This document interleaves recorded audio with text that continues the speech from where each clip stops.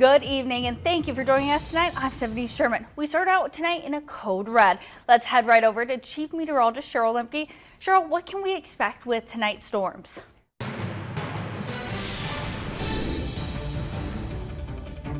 Perhaps, too, some large hail around the area, so we're tracking the possibility for some intense weather pounding portions of central Illinois. At this point, we do have some warnings in effect.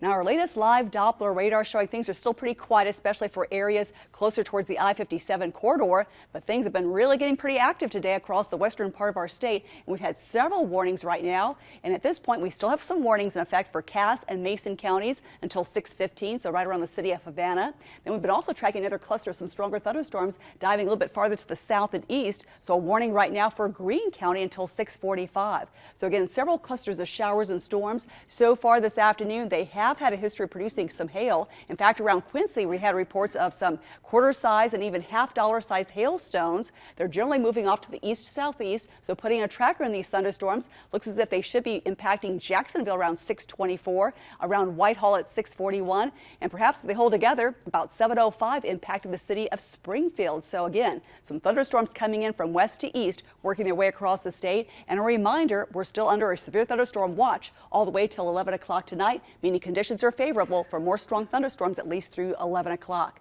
Coming up, we'll continue to expand that forecast. We've got more busy weather too for next week. I'll have your full forecast in just a few minutes. It's been 6 months since a tornado ripped through Taylorville. The town's still working to pick up the pieces. Today, we had an exclusive tour with Mayor Bruce Berry. That's the video you're seeing right behind me. He drove with us around the town, showing us how it looks right now compared to December 1st. This video is from right after the tornado. You can see all of Houston Street is destroyed.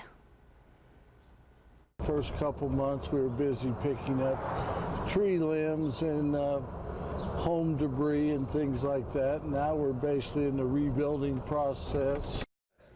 While the town looks a lot better, there's still a lot of cleanup left. The mayor tells us lawmakers have promised Taylorville $500,000 for this year's fiscal budget. Inside the State House, lawmakers are in session trying to figure out a state budget. Let's get over to News Channel 20's Katie Bandish. Katie, what have lawmakers accomplished today? Symphony, we're in overtime here at the State House, and that's because lawmakers couldn't pass a budget in time by their scheduled adjournment for yesterday. Now, luckily today, things are moving a lot quicker than they were this past week. Some of the hot topics in this budget is DCFS, back pay and education. Now, House Majority Leader Greg Harris said he's happy about these negotiations. I'm very happy that we were able to work in a bipartisan way to begin to get our state back on track after the last 4 years of dysfunction. I'm told the reason this budget is so widely accepted is because of what's been called an April surprise. They've ended up bringing in $1.5 billion more in revenue than they had originally anticipated. You can tune in later to hear more about the budget's focus. For now, live in the state capitol, I'm Katie Bandish. Back to you, Symphony. Thank you, Katie. 2 more bills passed the Senate today, including a bill to protect kids from secondhand smoke. It would prohibit smoking in vehicles with anyone under the age of 18, and a bill that would expand students' access to federal aid for post-secondary education, which the governor says he plans to sign. If the legislature approves a new Ridley release capital bill, the city of Springfield will be getting money for a mayor project. Springfield will receive $122 million for the 10th Street Rail project. The University of Illinois Springfield would also get money.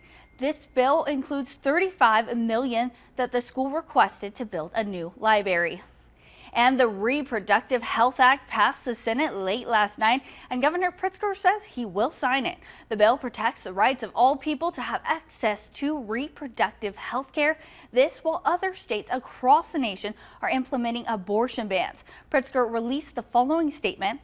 Illinois is making history because our state will now be the most progressive in the nation for reproductive health care.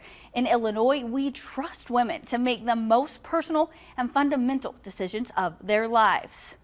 Bishop Thomas John Pabrocky of the Diocese of Springfield condemns the bill. He released a statement saying, in part, legislation that deprives children of legal protection before they are born, allowing for the murder of children at any stage in the womb, even up to the moment of birth, is evil. A Decatur man is dead after a motorcycle versus deer crash. The Macon County coroner said the cause of death was massive head and torso trauma. 67-year-old George L. Hampstead was riding his motorcycle in Macon when a deer ran across the road around 6:25 Friday night. The motorcycle hit a concrete culvert, causing Hampstead to be ejected from the motorcycle. He was rushed to the ER. The medical team tried to resuscitate Hampstead, but he was pronounced dead just before 8 p.m. A gunman opened fire at a municipal building in Virginia Beach yesterday afternoon, killing 12 people and wounding several others. The gunman was killed in a shootout with police. Here's ABC's Mona Kosar Abdi with the details. Lakita C. Brown. One after another. Tara Welch Gallagher. Virginia Beach officials named the dozen victims killed in Friday's shooting rampage. For over 41 years. All but one employees of the city's Public Works and Public Utilities Department. The other, a contractor filling a permit. We want you to know who they were, so in the days and weeks to come, you will learn what they meant to all of us, to their families, to their friends, and to their co-workers. And for what they say is the first and last time Virginia officials named the man who fired those fatal shots. Dwayne Craddock. He was an engineer with Public Utilities. He was employed with that department for approximately 15 years. As a current city employee, Craddock entered the municipal building where he prowled the familiar hallways Friday evening. He indiscriminately began shooting at his coworkers. Authorities say they discovered additional weapons while searching the crime scene and the suspect's home. Craddock was killed in a shootout with police. At this time, police say the motive for this attack is unclear. All of us come together here. We're just family. As the shock and sorrow sets in for the Virginia Beach community, hundreds gathering at various vigils, offering prayers and condolences for the 12 lives lost. And Virginia Governor Ralph Northam attended one of those vigils this morning, telling the crowd, quote, "We grieve with you." President Trump offered his condolences on Twitter, writing, "God bless the families and all." Mona Kosar Abdi, ABC News, Virginia Beach. Still ahead on News Channel 20 at 6, a festival dedicated to having fun and helping a local nonprofit where the money went. Plus, extreme weather pounding the country, some of the hardest hit areas. And later in sports, we hear from the Blues before Game 3 tonight in St. Louis. Looking ahead, about 20 attorneys plan to volunteer to help people expunge or seal their criminal records. The Sangamon County Expungement and Record Sealing Summit is scheduled for October 19th. It'll take place at the Lincoln Legal Aid in Springfield. Last year, about 230 people came to the summit. Officials say only about 15% of petitions are denied. A World War II exhibit is opening on the 75th anniversary of the D-Day invasion at the ALPLM. In this great struggle, the greatest generation remembers World War II opens Thursday. The exhibit includes short videos that feature interviews with men and women who served and fought in World War II. There are also artifacts from the war. Today was the second annual Family Fun Festival. The festival has indoor and outdoor events, including local vendors, bounce houses, rock climbing, face painting, and other fun activities. It was hosted by Dads Can Too, a nonprofit group in Springfield, raising awareness about having both parents in a child's life. We bring hope and energy and awareness to the fact that dads are important. Not more important than mothers. The whole point is that dads can too, as a compliment to moms. Money raised today helps support Dads Can Too. The next festival is planned for November 9th. More storms are on the way. Cheryl, how bad is it going to get? Oklahoma plagued with historic flooding and dozens of tornadoes. It's been so severe, the governor has actually declared a state of emergency for all 77 counties. Due to that flooding, dozens of displaced pets from Oklahoma are now in Chicago. A shelter actually sent 2 vans with equipment and supplies to Oklahoma on Wednesday and returned with the animals yesterday. The pets were already in shelters when the storms hit. A levee failed earlier this week on the Mississippi River, prompting mandatory evacuations. It's now stable but volatile. The river continues rising, causing local communities to sandbag out of fear of flooding and another potential breach. Now, your Storm Team 20 forecast with Chief Meteorologist Cheryl Lemke. The weather has been a mess lately, Cheryl. I just wanted to stop. Yeah, it's been so unrelenting. We might get a little bit of a break from one day to another, but for the most part, round after round of thunderstorms, and in many cases, yes, we've had more than our fair share of severe weather. Looking ahead, you can help raise money for those impacted by severe weather across the country. Take a listen. Flooding is sweeping through the downtown streets of Jefferson City, causing road closures, flooded parking lots, and affecting the local businesses. And more water is only on its way. Reporting in Jefferson City, Hannah Knowles.